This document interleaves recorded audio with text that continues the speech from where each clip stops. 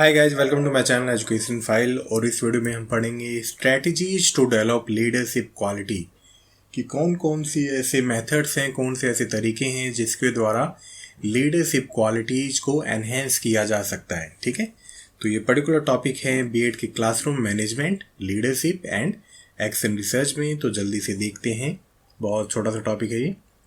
और अगर अपने चैनल को सब्सक्राइब नहीं किया तो आप कर सकते हो, और वीडियो अच्छा लगे तो लाइक कर सकते हो। तो दिवाली का टाइम है और फायर क्रैकर्स की आवाज़ आए बैकग्राउंड में तो उसके लिए सो सॉरी। चलो, तो बेसिकली होता क्या यार, देखो हमें पता है कि कुछ लोग स्पेशल क्वालिटीज़ के साथ बॉर्न हुए हैं और कुछ लोग उन स्पेशल क्वालिटीज़ या एबिलिटीज़ के साथ बॉर्न नहीं हुए। लेकिन जो बॉर्न नहीं हुए उनके साथ वो उन पर्टिकुलर स्किल्स को, उन क्वालिटीज़ को, उन एबिलिटीज़ को लर्न कर सकते हैं, सीख सकते हैं। ठीक है, जैसे कि इस वीडियो में पढ़ेंगे कि किस तरह से लीडरशिप क्वालिटीज को एनहेंस किया जा सकता है। तो बेसिकली जो लीडर होता है या जो टीचर होता है वो बहुत ही ज़्यादा इन्फ्लुएंसर होता है। ठीक है, बहुत ही ज़्यादा इन्फ्लुएंस करता है या प्रभावशाली व्यक्ति होता है जिसका प्रभाव उसके उनके बच्चों पे या उनके फॉलोअर्स पे पड़ता है। ठीक है, तो जितना ज़्यादा अच्छा लीडर होगा उतनी ही ज़्यादा अच्छी तरीके से वो अपने बच्चों को इन्फ्लुएंस करेगा। ठीक है, प्रभाव डालेगा इन पॉजिटिव सेंस, मतलब जो भी सकारात्मक प्रभाव हैं वही पढ़ने चाहिए फॉलोअर्स पे। नेगेटिव चीज़ें फॉलोअर्स को नहीं सीखनी चाहिए। और कौन सी ऐसी स्ट्रेटजीज हैं जिसके जरिए एक टीचर अपने अंदर एक लीडरशिप क्वालिटीज को बिल्ड कर सकता है। ठीक है, क्योंकि ये टॉपिक हम बेसिकली टीचिंग के कंटेक्स्ट में पढ़ रहे हैं, टीचर एज ए लीडर। तो कौन कौन सी ऐसी स्ट्रेटजीज हैं जिसके द्वारा लीडरशिप क्वालिटीज को एनहेंस किया जा सकता है।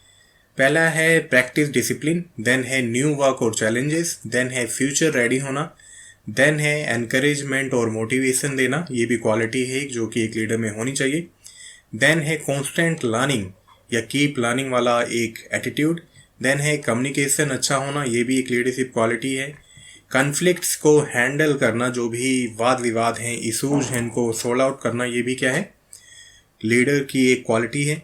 कॉन्फिडेंस होना और ट्रस्ट वर्थी होना, ये भी क्या है, एक लीडरशिप क्वालिटीज हैं। तो वन बाय वन देखते हैं। चलो, पहला है प्रैक्टिस डिसिप्लिन। तो एक अच्छे लीडर की पहचान है कि वो बहुत ही ज़्यादा अनुशासित होता है, डिसिप्लिन होता है उसमें, और कंसिस्टेंस होता है अपनी एफर्ट्स को लेके, अपनी जो भी उसके काम है उनको लेके। क्योंकि सभी लोगों में कंसिस्टेंसी या डिसिप्लिन नहीं होता, इसीलिए तो लीडर सबसे अलग हैं, है ना, क्योंकि उनमें कोई स्पेशल क्वालिटीज हैं।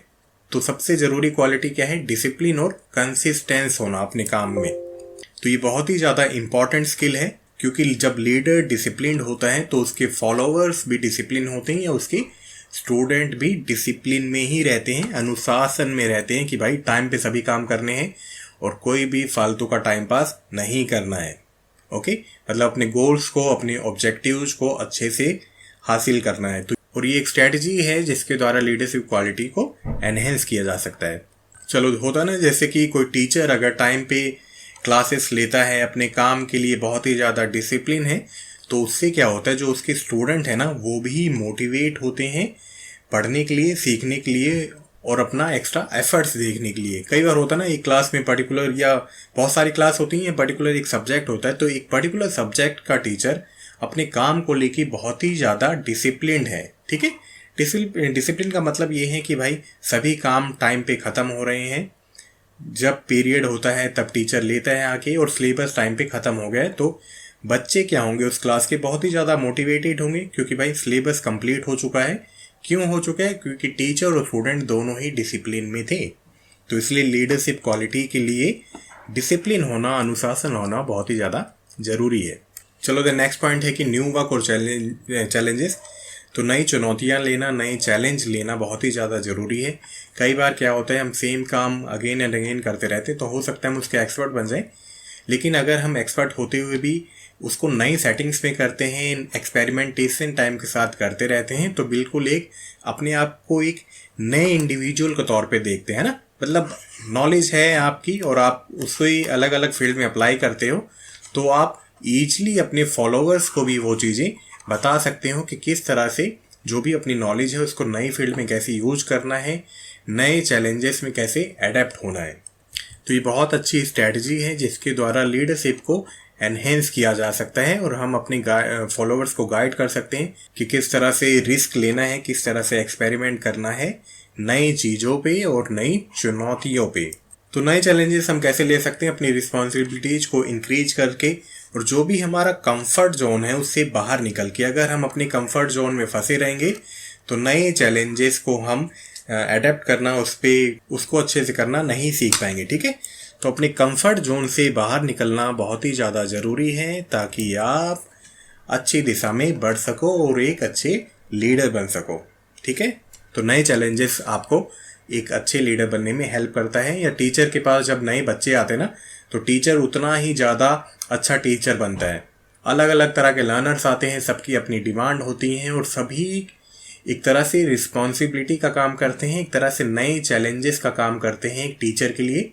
और टीचर टाइम के साथ, सिचुएशन के साथ अपनी स्किल्स को एनहेंस करता रहता है और अपने आप में वो एक और ज़्यादा अच्छा टीचर बनता रहता है और क्लास को अच्छे से लीड करता रहता है। चलो देन है फ्यूचर रेडी होना। तो फ्यूचर रेडी होना एक बहुत अच्छी क्वालिटी है, या एक लीडर को ये क्वालिटीज़ भी बनानी होती हैं, है ना। एक अच्छा लीडर क्या होता है, जो फ्यूचर पर्सपेक्टिव को रख के काम करे या फ्यूचर प्रॉब्लम्स को पहले ही सॉर्ट आउट करके काम करे कि भाई फ्यूचर में ये प्रॉब्लम हो सकती, तो उसको अभी से सॉल्व कर दो। ठीक है, तो फ्यूचर के लिए रेडी रहे और जब खुद रेडी रहेगा तो अपनी ओवरऑल या पूरी टीम को भी रेडी रखेगा फ्यूचर प्रॉब्लम्स के लिए और उनको टाइम के साथ ख़त्म कर देगा, उनको आने से पहले ही। तो इसमें क्या हो सकता है कि कोई भी काम प्रोजेक्ट है उसको ऑन द टाइम या टाइम से पहले ही ख़त्म कर दो। अगर कोई कन्फ्लिक्ट आने वाले हैं, लीडर को लगता है कि पर्टिकुलर इशू से कोई पर्टिकुलर कन्फ्लिक्ट रेज हो सकता है, तो उस पर्टिकुलर इशू को पहले से ही सॉर्ट आउट कर दे। ये क्वालिटी भी होना बहुत ही ज़्यादा इम्पॉर्टेंट है। फ्यूचर प्रोजेक्ट होने वाले हैं, कुछ टास्क होने वाले हैं, कुछ मीटिंग्स होने वाली हैं, तो उसके लिए पहले से ही तैयारी रखना बहुत ही ज़्यादा इम्पॉर्टेंट है। और ये सभी चीज़ें आपको सभी इंडिविजुअल की भीड़ में से सबसे अलग कर देती हैं क्योंकि यू आर फ्यूचर रेडी। चलो देन है एनकरेजमेंट और मोटिवेशन। तो हो सकता है कई बार हमारी टीम या हमारे स्टूडेंट डीमोटिवेट हो जाएं, डिस्करेज हो जाएं, क्योंकि हो सकता है उन्हें कोई गोल्स या ऑब्जेक्टिव ना मिले हों या फेलियर्स हो सकते हैं। तो अच्छा लीडर वही है जो खुद भी डीमोटिवेट होते हुए भी अपनी टीम को, अपने स्टूडेंट को हमेशा मोटिवेट करे, प्रोत्साहन दे और हमेशा एनकरेज करता रहे। ठीक है, तो अगर ये क्वालिटी नहीं है तो ये क्वालिटी एनहेंस करना बहुत ही ज़्यादा ज़रूरी है ताकि आप एक अच्छे लीडर बन सको।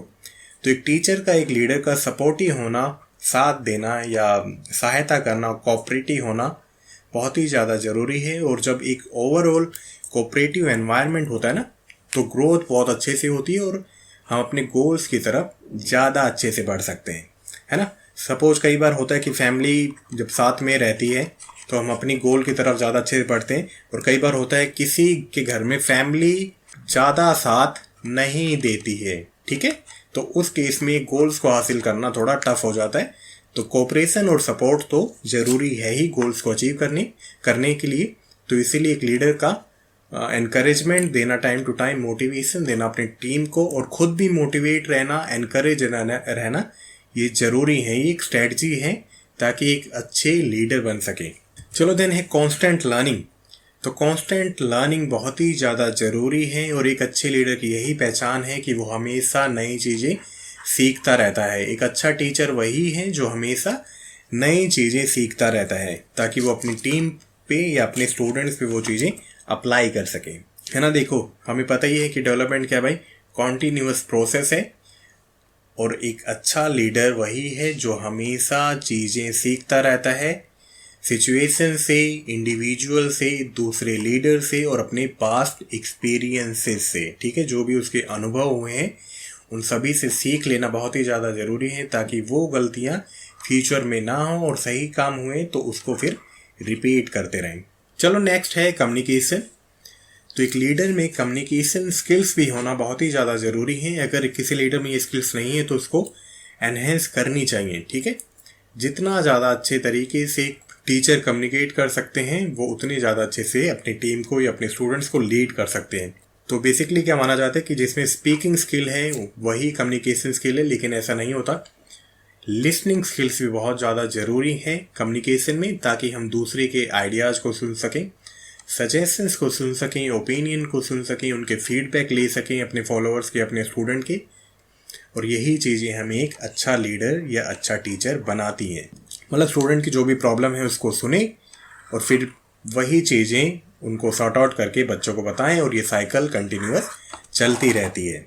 जितने ज़्यादा अच्छे तरीके से टीचर अपने स्टूडेंट्स को सभी चीज़ें बताएगा, एक ईजी लैंग्वेज में बताएगा, एक अंडरस्टैंडेबल मैनर में बताएगा कि बच्चों को वो चीज़ें समझ में आ जाए, तो उसका कम्युनिकेशन सबसे अच्छा है। और अगर ये चीज़ें नहीं हैं तो एक टीचर को, एक लीडर को ये सभी स्किल्स एनहेंस करनी होंगी। ठीक है, चलो देन है हैंडलिंग कन्फ्लिक्ट।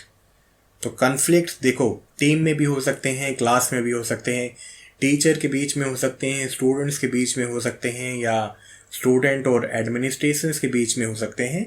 तो अच्छा टीचर कौन है? जो कन्फ्लिक्ट को, जो इशूज को सॉल्व कर दे। ठीक है, तो ये भी क्या है, क्वालिटी है एक लीडर की, क्योंकि वर्क प्लेसेस पे इशूज होना बहुत ही ज़्यादा कॉमन है, क्योंकि जहाँ पे दो इंसान हैं वहाँ पे इशूज होंगे ही होंगे। तो एक अच्छा लीडर या एक अच्छा टीचर वही है जो सभी इशूज को अच्छे से सॉल्व कर दे। और अगर किसी टीचर में स्किल्स नहीं है तो उनको ये स्किल एनहेंस करनी चाहिए। और कन्फ्लिक्ट सुलझाने के लिए, इशूज को सॉल्व करने के लिए लीडर का ऑनेस्ट होना भी ज़रूरी है। बता सके कि भाई किसका फॉल्ट है, सर दो लोगों का फॉल्ट है, अगर इसका फॉल्ट है तो लीडर को बताना चाहिए कि भाई तुम्हारा फॉल्ट है और you have to sort it out, है ना। अगर दोनों की गलती है तो फिर दोनों से हैंड शेक करवा और अपने अपने काम पे लगा दोनों।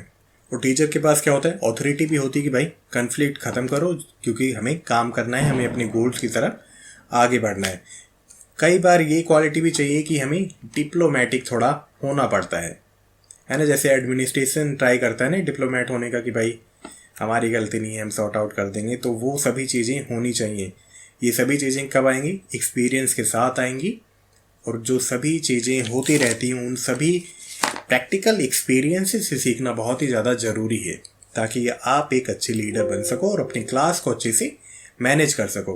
बेसिकली ये चैप्टर पढ़ने का पर्पस क्या है, ताकि जो टीचर्स हैं वो अपनी क्लास में ये सभी चीज़ें अप्लाई कर सकें। जिस तरह से बच्चे हैं उनके अकॉर्डिंग, सिचुएशंस हैं उनके अकॉर्डिंग, ये जो भी बिहेवियरल चेंज है उनके अकॉर्डिंग। क्योंकि सभी तरह की जो भी मेथड्स हैं हम अपनी क्लास में अप्लाई नहीं कर सकते। हमें अपने मेथड्स को एडेप्ट करना होता है सिचुएशंस के अकॉर्डिंग, स्टूडेंट्स के अकॉर्डिंग। चलो देन है कॉन्फिडेंस। अगर लीडर्स में कॉन्फिडेंस नहीं है, खुद में ही आत्मविश्वास नहीं है, तो फॉलोवर्स पे बहुत ही ज़्यादा बुरा इफेक्ट डालता है। ठीक है, तो एक लीडर का, एक टीचर का कॉन्फिडेंस होना, आप अपने आप में आत्मविश्वास होना बहुत ही ज़्यादा ज़रूरी है। और किसी भी तरह का डाउट होना अच्छी बात नहीं है, क्योंकि डाउट होते हैं तो वो ही चीज़ें फॉलोवर्स में भी जाती हैं, स्टूडेंट्स में भी जाती हैं। चलो देन है ट्रस्ट वर्दी होना, विश्वास के पात्र होना, विश्वास के लायक होना। तो लीडर्स का ट्रस्ट वर्दी होना बहुत ही ज़्यादा ज़रूरी है, क्योंकि जिस पे फॉलोवर्स या स्टूडेंट विश्वास कर सके। टीचिंग अपने आप में बहुत ही ज़्यादा कॉम्प्लेक्स प्रोफेशन है, और अगर टीचर ट्रस्टवर्दी है तो एक स्टूडेंट खुले दिल से अपनी जो भी पॉजिटिव चीज़ें हैं, जो भी नेगेटिव चीज़ें हैं, वो सभी अपने लीडर को या अपने टीचर को बता सकता है। और एक टीचर फिर अपने स्टूडेंट के जो भी डाउट है उनको क्लियर करने में हेल्प कर सकता है। लेकिन वो कब आएगा? वो तभी आएगा जब बच्चे का अपने टीचर के प्रति ट्रस्ट होगा, विश्वास होगा, है ना। तो एक लीडर का ट्रस्टवर्दी होना, विश्वास के पात्र होना, विश्वास के लायक होना बहुत ही ज़्यादा ज़रूरी है। और एक लीडर को ये स्किल्स भी एनहेंस करनी होगी। ये भी एक स्ट्रेटजी है जिसके द्वारा लीडरशिप क्वालिटीज को एनहेंस किया जा सकता है। सिंपल। तो इस टॉपिक में इतना ही था। आई होप ये टॉपिक आपको अच्छे से समझ में आया होगा। मिलते हैं नेक्स्ट वीडियो में। Till then bye bye, take care.